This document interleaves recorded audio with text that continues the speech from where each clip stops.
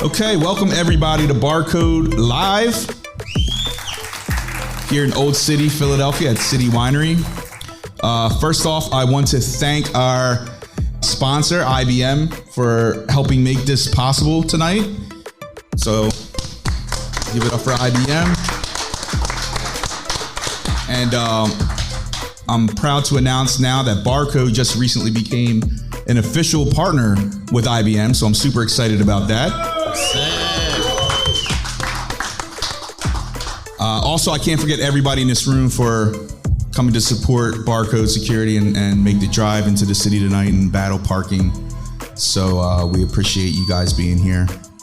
So without further ado, I'd like to introduce my guest for tonight's podcast, John Dwyer. Thank you. Thank you. So John is head of research for IBM Security X-Force and leads a team focused on adversary trend analysis, threat hunting, detection, engineering, and more.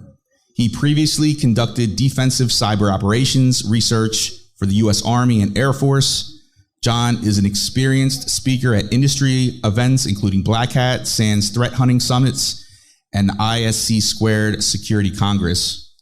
His expertise spans cybersecurity research, threat actor behavioral modeling, immersive incident response simulations, and integrated security technologies.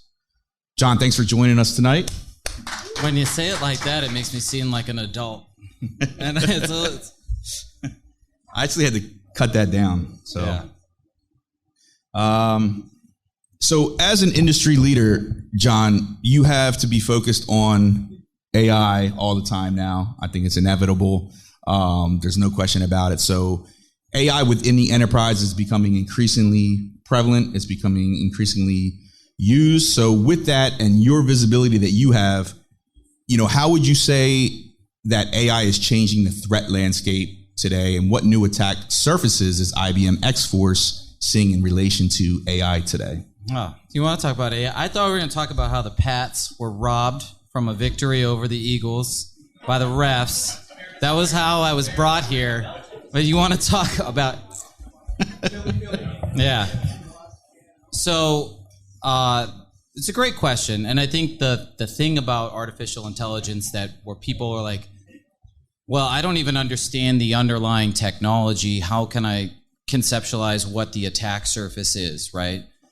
The reality is that there is already an attack surface, probably in a lot of your technologies that you don't know. It's actually not all that hard to backdoor one of these models to pop a shell or something like that. Like you can pack in like a beacon into the model weights of a model, and as soon as you load that model into a platform, it will spawn a reverse shell. Now, here's the thing, though. What I love, and I really appreciate about IBM Security is the steadied hand and kind of measured approach to how we're trying to evaluate AI for security and then securing AI. Is that if we zoom out a bit and you think about, I don't know if you who was around or doing like system administration in the early 2000s, like 2000 to 2010. Okay. Or do you remember Novell Networks? Right? You remember Novell? Okay. So if you think about what made Novell go out of business was Active Directory, right? Now, Active Directory was introduced in 1999. The true attack surface didn't mature until 2009. So there was this report that came out that basically was the first ones to kind of leverage Active Directory as a privilege escalation or a lateral movement tool was not until 2009. So we had about a decade of time before it became an attack surface. If you look at things like the cloud, so AWS was released in what year do you guys think? It was like 2004, came general go-to-market in 2006. Now, if you look at the Gartner reports of infrastructure as a service, in 2016, there was what they would call 14 major players in the market. In 2018, that number dropped down to 6, with 3 players controlling 80% of the market. By And it was only then in 2019 did we have our first targeted breach against infrastructure as service, was the Capital One breach in 2019. So what can, from an attack surface in AIs, well, we would call AI as a platform in a pre-mass market maturity level right now. We have startups, we have established organizations, IBM, Microsoft, Google, AWS, all trying or vying for position to say who's going to be the platform of the future for AI. And what we can take from what we've learned in the past is that there is an attack surface. If you have tools that have AI in them, they could be attacked right now. What we know about adversaries is that there has to be a return on investment. So to generally craft or create an attack against unique kind of boutique implementations of AI models in the technologies right now is far too expensive. If you're highly targeted by someone who has enough money or time, it doesn't really matter, right? So we got to look at this from a larger landscape point of view. And so what we're going to see is that probably whenever we decide, whatever platform controls 50% of the market, or the market distills around three or so technologies, then we're going to see an attack surface mature. Until then, we really got to be focused on the fundamentals of security and how we implement and deploy technologies, because you can see this happen over and over again. It's like your attack surface is going to mature as the market matures in a particular technology, right? Between 2020 and 2023, MFA vendors went through the roof, right? And at the beginning, there wasn't a massive MFA attack surface. Now, if you look at it, how many different times are we reading in the news that criminals are developing ways to do things like MFA fatigue attacks or MFA bypasses as particular technologies have become more ubiquitous across the market? So we can take that to say that's a discovery in and of itself of the AI attack surfaces, that we need to be really cognizant of what we have deployed internally, because you are, a beautiful and unique snowflake within this threat landscape, and no one's perception of the threat landscape is going to be the same depending on your mission as a company and the technologies that you have. And we need to understand that to fully understand the attack surface of AI. Hopefully that made sense. That was a long-winded way, but you probably already have an AI attack surface, especially in your security tools.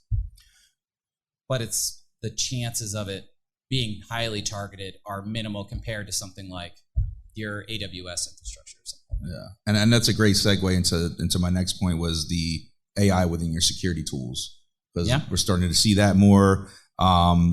How would you say that AI is changing those tools that are used for security purposes, and what risks are introduced there? We are at what I would call it an inflection point in cybersecurity, and it's one of the only times we actually have the upper hand as a disruptive technology comes out. So the thing that generative AI and large language models do extraordinarily well is data distillation, data summarization. What do you think is one of the biggest challenges in modern enterprise SOCs right now? Bingo, right?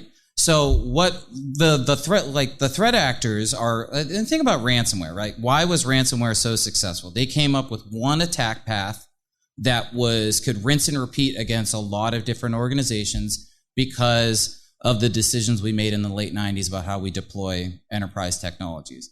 But they were largely successful because they were able to hide in the noise. We did this report in 2020, and it was basically, how long does it take an enterprise ransomware attack to happen from beginning to end?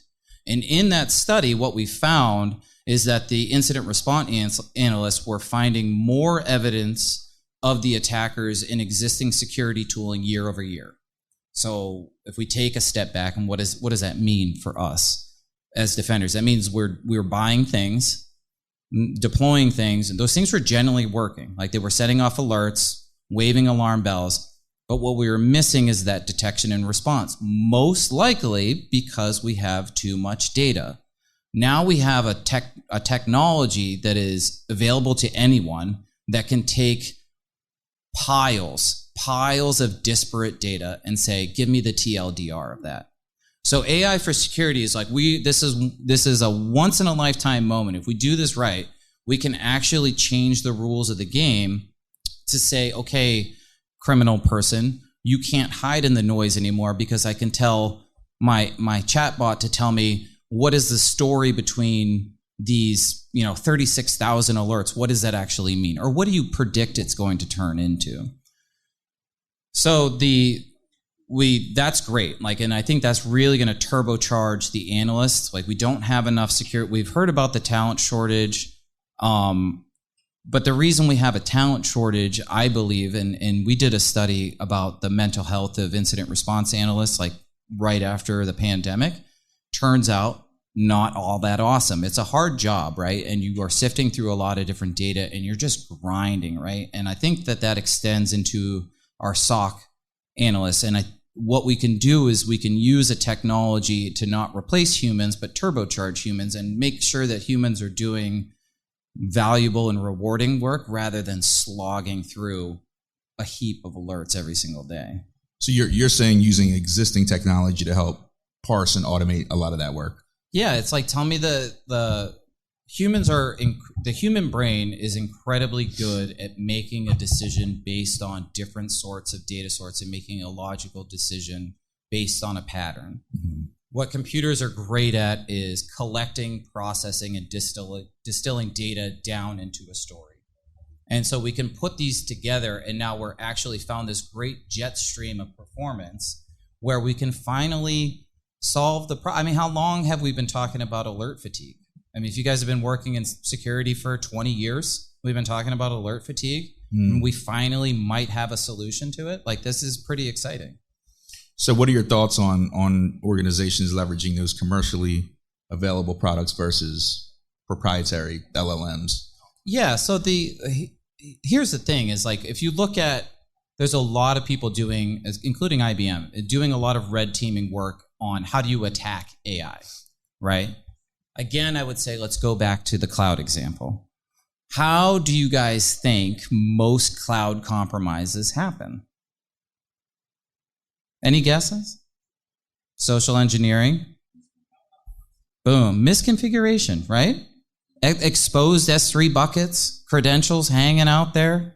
Just I'm going to spin up a EC2 instance and let it hang out in the wind, right? And then it pivots through.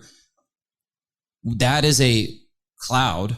Not even just the cloud, conceptually. Let's talk about just AWS or Azure. Within that, when you have security or networking as code, you're one asterisk away from an attack surface.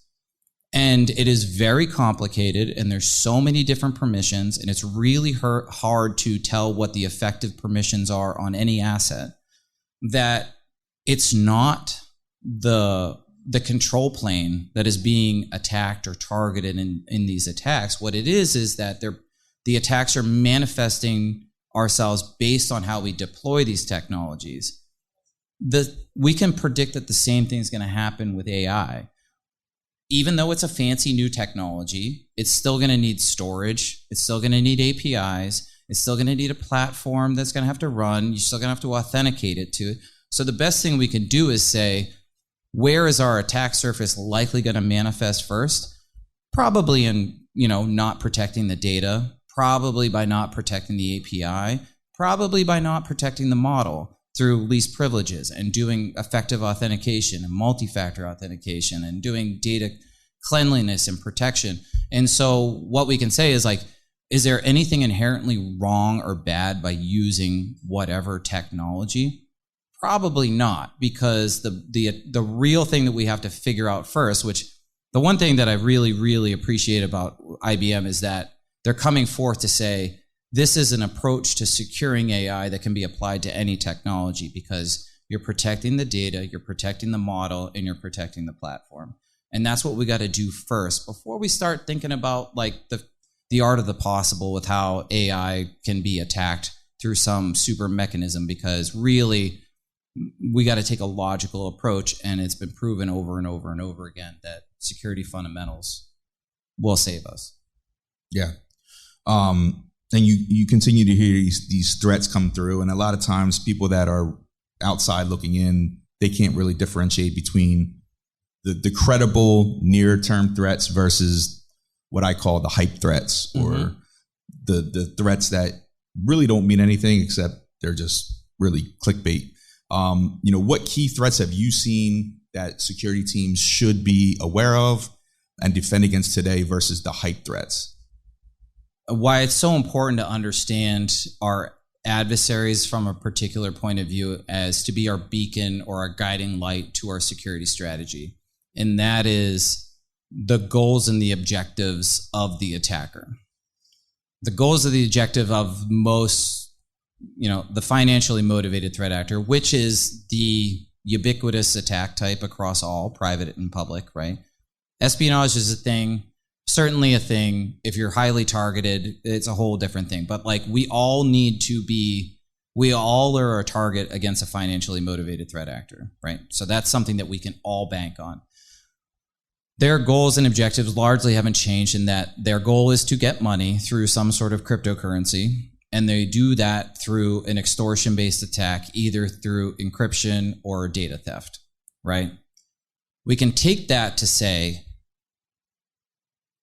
all of the fancy things, the Terminator malware that you read about, fraud GPT or whatever you want to call it, you make up whatever you'd like, right? That can change. Their goals and the objectives don't change. So our security strategy doesn't need to fundamentally change. Even let's just say tomorrow, someone develops some AI malware that bypasses all EDRs on the planet, right? Okay, we've been dealing with EDR bypasses for 5 years. Right? So we already kind of know how to do that. The telemetry doesn't change. We do things like threat hunting. We do network segmentation. We do, privileged access management, data security, all these kind of things that are meant to mitigate that risk at the end of the day to stop them from encrypting our systems or stealing our data, right? So it doesn't change. What we hear a lot about with AI from an AI threat point of view is what? What do you guys think ChatGPT for what sort of attack? Boom. Phishing attacks. Phishing attacks are going to go through the roof. They're going to write great emails. Okay. Bad news, guys. If you zoom out, we have been going up on phishing for 15 years. We are already in the element of scale.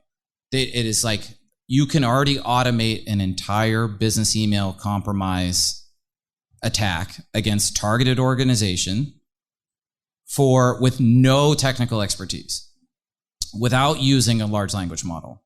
So you can go online and it has a marketplace platform. You can say, what kind of attack would you like to go? And then you go and you pick and choose what type of attack. I would like to target Office 365 credentials. Here, generate my emails. I want to host this in AWS, create the infrastructure for me. I want to do an MFA fatigue attack, so I add that onto my little thing, and I check out at the end, and I hit go, and it automatically builds the infrastructure for me. It crafts the emails, sends the emails, captures the credentials, and gives them to you at the end of the day. That already exists, so we're already there. But a phishing attack is still a phishing attack. If someone clicks, someone clicks. The strategy, again, remains the same. Now, we may be responding to more or better phishing emails, we may get a higher click rate, but fundamentally, the detection and response stays the same. Our control mechanisms to keep the blast radius down stays the same. So I think my advice is to say, when you read something online or wherever about an AI generated threat, take a step back and distill it down for yourself. It's how does this change their goals and the objectives? What I'm worried about is that something like this, like an advanced technology, is going to enable them to carry out an attack that we don't have a strategy for, right? Let's say that they move away from data extortion and instead some super smart guy develops a incredibly charming AI model, more charming than me, and then it says, I'm going to convince your AI model to make decisions on my behalf. And now I'm going to manipulate the stock market. Now, we don't have a security strategy for that.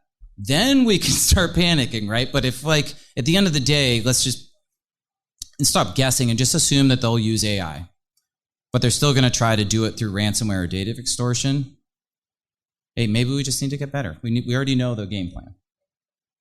You think organizations need to alter the security awareness stance for their employees in terms of the sheer scale or the volume that may be coming at them, or even the sophistication of spear phishing now as being more prescriptive to the target? Yeah, it can't hurt, right? The days of the old Nigerian prince poorly worded emails are gone. Like the emails are going to be great. They're going to be slick. Like we did a study and we had our social engineers do a phishing campaign against ChatGPT, and it was close. Like our social engineers still had a higher click rate, but it was close, within 1 or 2%, right? So the days of the old crappy emails are probably gone. And so we do need to be, like, the training needs to be updated. It's like you can't, with thread hijacking, would they have to be aware of that? Like you can't even trust that you're getting an email from someone in an existing conversation. Like it all stays the same. Training aside, that's the thing. Like fundamentally, I don't want to blame Susie in accounting for a compromise because she clicked on something, right? That's not her job to secure the network. It's our job to secure the network. What I also don't want people to be so scared of using something like this because they don't understand the technology. A lot of the time when I talk to security professionals, the first thing that they're worried about with using something like ChatGPT is data leakage, right? And they're like, I'm not going to put anything in there because then it's lost and anyone could ever access it again. So if you put your social security number out there, that means it's lost. That's a data leakage incident. And I've had people say that to me.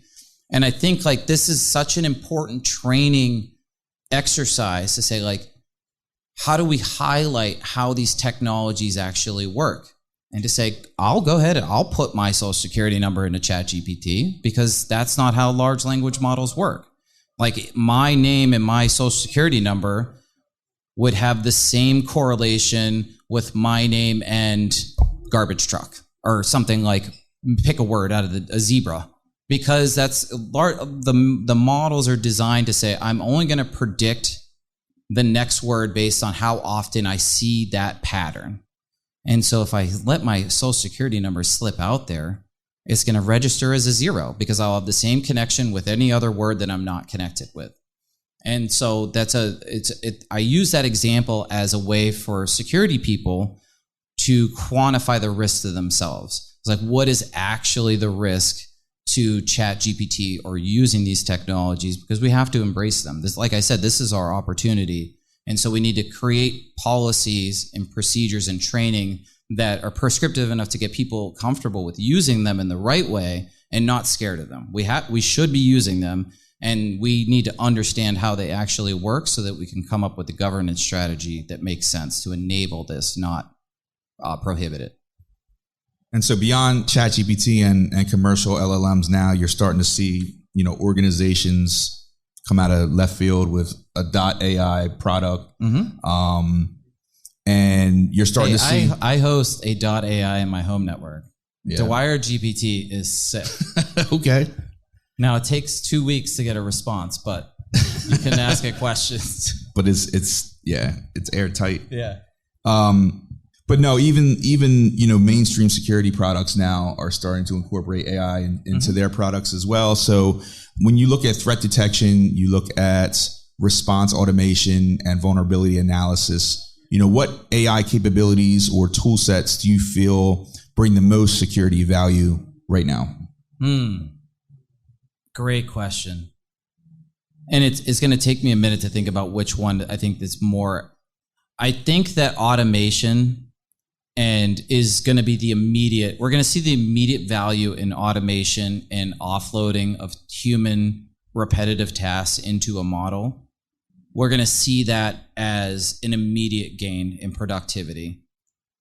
Going forward, though, what I'm very interested in is to say, from a threat detection point of view, large language models like ChatGPT would be terrible at threat detection. That's not what a model is designed for. Do you know what kind of models are really good for threat detection? Weather models. Because if you think about, like, when we get those notifications of a hurricane that's developing off the coast of the United States, right? And then you get that cone of probability. As it collects more data, it says, with some, oh, sorry, bud. With some probability, as the data that we have, we expect it's going to land maybe a 30% chance in Boston, 20% chance Nova Scotia, 75% chance in Charleston, based on the data that we have now. And as it collects more and more data, that cone gets more and more finite, and it's be able to predict where it's going to go based on all of the information that we have. Behaviorally, we can look at, for threat detection, to say, like, okay, this user or software is behaving in this way, and we project that it's got a 20% chance of doing something malicious based on that. Let me go ahead and collect more data from other different sources and feed that back into the model and give you a new prediction. And as it goes along, it's going to be able to say, I'm going to take this and I'm going to develop a new detection based on this model by forecasting what we believe its behavior is going to be in the future. So I don't know which is going to be best. I think from what I care about the most are the humans, right? I have done that job. I have been in the SOC. I have done that job. I've been incident response. And so I'm more excited about seeing those people being taken care of, but I am excited about the possibility of threat detection using forecasting models. So would you say that that's, the one capability a little bit further out right now that excites you the most? No, what I'm like stoked about is like the idea of fully immersive deception. So we have the capability, or we have a technology now, like we've been using honeypots and canary tokens and all these kind of things. But there's no reason why I can't have I was reading this book, and it was talking about misinformation and disinformation, which I knew you were going to ask me. I actually forget it. I'll send it to you. Put it in the show notes, guys.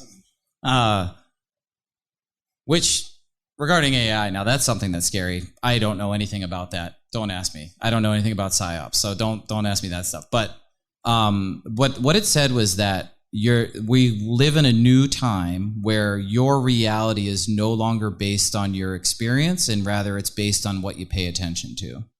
And when I read that, I thought about, well, why do we have to keep playing by the same rules of the game? We have a technology right now. We have multiple different technologies right now, especially with the cloud, where I can create an alternate reality that the attackers need to go through. And I can use an AI model to control a network to say, yeah, this is IBM.com. You have access to it. Let me spin up some fake data. We have some fake users. Go ahead, burn all of your infrastructure. Burn all of your implants because you think you're operating in the real deal.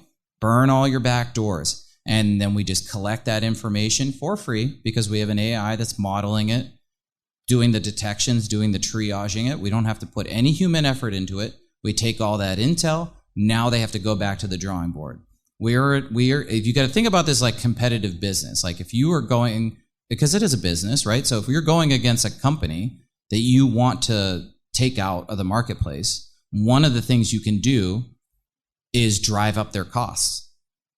And I can undercut them. So I can impose costs against them by making them say, for every successful attack, you have to come up with 5 implants. You got to do 5 times as many infrastructure. You got to have 5 times as many people on that. And now the revenue starts shrinking. The profit starts shrinking. And then eventually it gets so expensive where they're like, we're not doing this anymore. We're going to move into somewhere else. Now, I don't think people are going to stop doing crime, but we can at least say, you got to come up with something. You got to go innovate. Innovation costs money. Innovation gives us time. And so that's what I'm most excited about, is that I think we have a technology in which we can take deception to the next level. I mean, how fast do you think that's going to happen? I don't think this is all speculation. It's just based on like what I'm interested in, but I don't think that that's more than 5 years away. Yeah. All right, I'm going to hit the kill switch on AI just for a second, because we talked about the AI specific threats, but organizations still face escalating cyber risks outside of the scope of AI. So what guidance can you provide for organizations that want to be more proactive in reducing their risk in the general threat landscape outside of AI? You guys are really lucky we didn't make this a drinking game where every time we said AI, you had a drink. There's a bunch of people sleeping out there. Okay. Great question. And I like it because it is like, what can we practically do to live in this world? You guys heard about MOVEit, right? The MOVEit MFT, mass exploitation breach. One of the things I talked about at Black Hat, I know, sorry. One of the things I talked about at Black Hat this year was MFTs. And why were they a thing? Because you look back and like before MOVEit was Go Anywhere, MFT, and before Go Anywhere was Confluence, MFT. And it was like, okay, well then what was before that? Then it was Proxy Shell and Proxy Logon and Log4j. And it was these mass exploitation events happen. And every time they happen, we seem to be caught off guard and we have to take it on the chin. But every time these mass exploitation events occur, we can go back and look at the data and say, well, they did the same thing right after. So the different technologies, different vulnerabilities, same behaviors afterwards. Why are we waiting for a mass exploitation event to build proactive security measures against our very valuable technologies? Like, I didn't know what an MFT was until they got popped. Like, I'll own that. That's on me. But if you think about it, that's a highly valuable target to a financially motivated threat actor. Look at their goals and objectives. Steal data. What does MFT have? Valuable data, right? That should have been at the top of our list of things that we need to control. So, like, why am I not proactively going out to say, all right, we're going to do extortion. I need to operational extortion, encryption extortion, data theft extortion. Where is my most valuable data? How do I protect that against stuff that I know that they're going to have to do? Like, they have to move laterally to it. They have to escalate privileges. You know, if you look at the SolarWinds attack, the most sophisticated supply chain attack that we have seen, no one could have saw that coming. But if you look at how you detected it, they ran Who Am I as a child process of the service binary. Like, why didn't we look for that in exchange? Why weren't we looking for these known behaviors? So I think one of the things that we can do proactively is to do some self-introspection to say, what do I need to do to be a successful business, and what's valuable to me? What are the levers of pressure that could be pressed against me for an extortion-based attack? And let's start building in protections and detections based on how we know that they operate, so that we don't wait for an exploitation to happen to then learn about a new technology. One aspect I look forward to is the IBM Xforce Threat Intelligence Index, which will be coming out soon, right? February, okay. Yeah, just talk to us a little bit about that report, what it consists of, and how folks here can access that. So the Threat Intelligence Index is basically our year in review. And what have we seen over the last year? What key takeaways are we observing in real world incidents, so that you can make better decisions based on how do you protect yourself going forward? Like, what are the adversaries doing? What are they interested in? And then what can you do to protect yourself based on real world data? So it's all based on our incident data that we have. Awesome. And then that's just accessible on the website? Yeah, so there'll be links that go out, but you can just Google it. Yeah, Google the IBM Xforce Threat Intelligence Index. It'll come up February 2024. Awesome. So you are based in Pittsburgh. Yep. But you travel often. Yes. For you mentioned Black Hat and other security conferences. Throughout your travels, since this is Barcode, I need to ask you, what's the coolest bar that you've ever been to?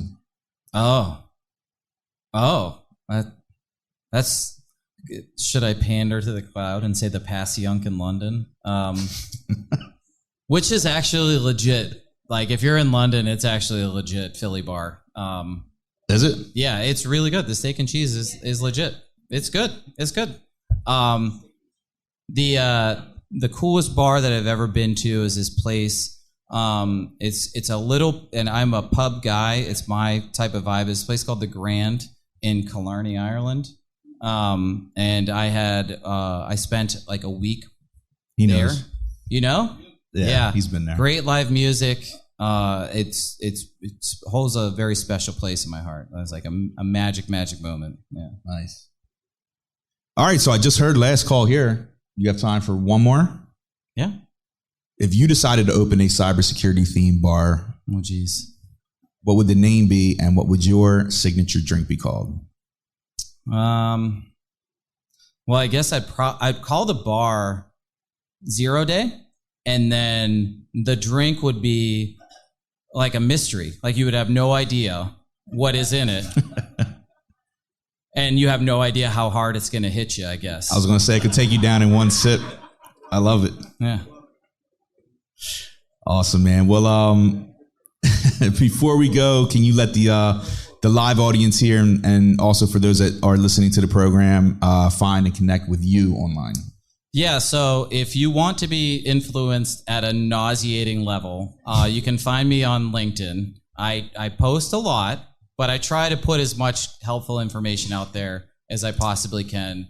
We want to be good members of the community, so we do put out a lot of content for free about what adversaries are doing. You can find us, Xforce, all of our content on securityintelligence.com/Xforce, and then go to IBM Security's homepage to find out what we're doing from a product and services point of view. Awesome. John Dwyer, I appreciate it, man. Thank you for stopping by, sharing your knowledge, and thank you, IBM, for sponsoring this, and thanks for everyone here that came out tonight. Hope you all enjoyed it. Take care. Be safe. Thank you.